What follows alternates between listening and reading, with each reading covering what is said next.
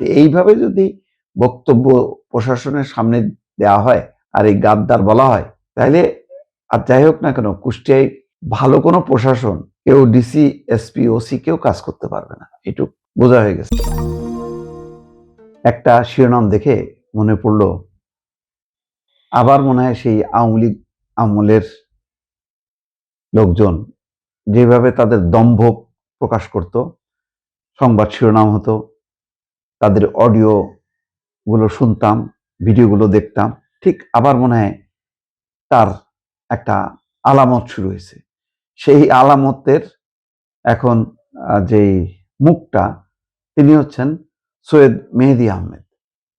শিরোনামটা দেখেন, আগের জেলা প্রশাসককে ইচ্ছা করে বদলি করে দিয়েছি, কারণ গভর্নমেন্ট আমাদের। ভাই, এইভাবে যদি জেলা প্রশাসক, তাহলে এসপি ওসি বিভিন্ন জায়গায় দলের কারণে যদি শুধু দৌড়াদৌড়ি করতে হয়, তাহলে তো সেই দলবাস প্রশাসন, দলবাস পুলিশ, তাই তো হবে।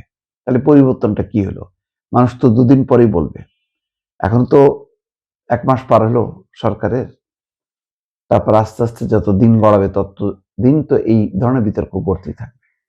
মুখের তো লাগাম টানা যাচ্ছে না। এই মুখের কারণে আওয়ামী লীগ সরকারের আমলে কত বিব্রতকর পরিস্থিতি হয়েছে কল্পনা করেন।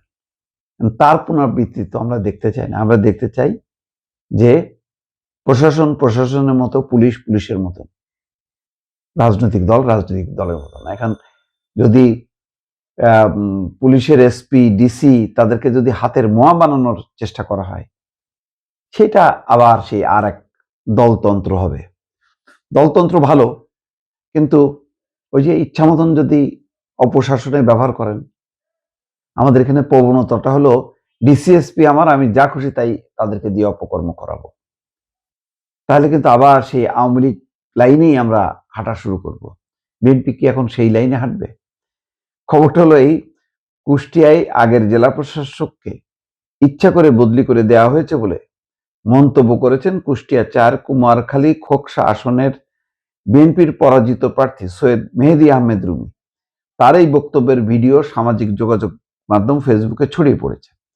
বৃহস্পতিবার বেলা 11টায় কুষ্টিয়া জেলা প্রশাসনে আয়োজিত স্বাধীনতা দিবসের আলোচনা সভায় মেহেদী আহমেদ এই কথা বলছেন। এতে সভাপতিত্ব করেন জেলা প্রশাসক তহিদ বিন হাসান। তাহলে বর্তমান জেলা প্রশাসকের সামনে বলতেছে, আগের জেলা প্রশাসককে ইচ্ছা করে বদলি করে দিছি।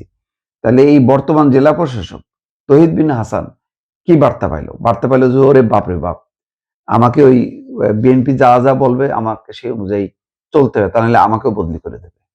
সেই বার্তাই না।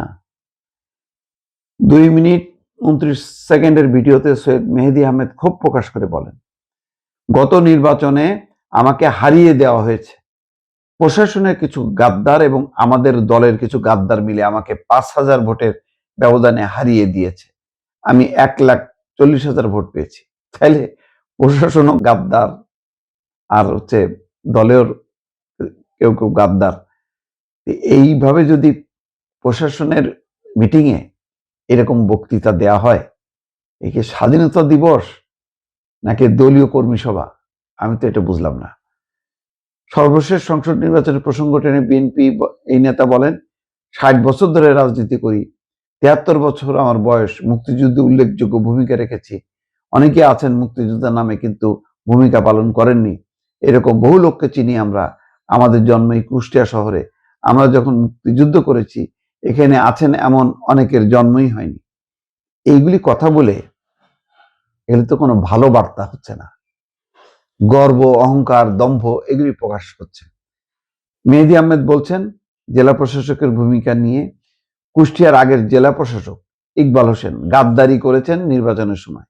উনি গাদ্দারি করেছেন, কুমারখালী প্রশাসন গাদ্দারি করেছে, খোকসা প্রশাসন গাদ্দারি করেছে। আমি 1 লাখ ভোটের ব্যবধানে জয়ী হতাম, কিন্তু সেটা হতে দেয়নি। জানি না আমার কি অপরাধ, একটু কথা বলি, সত্য বলার চেষ্টা করি, এটাই আমার অপরাধ।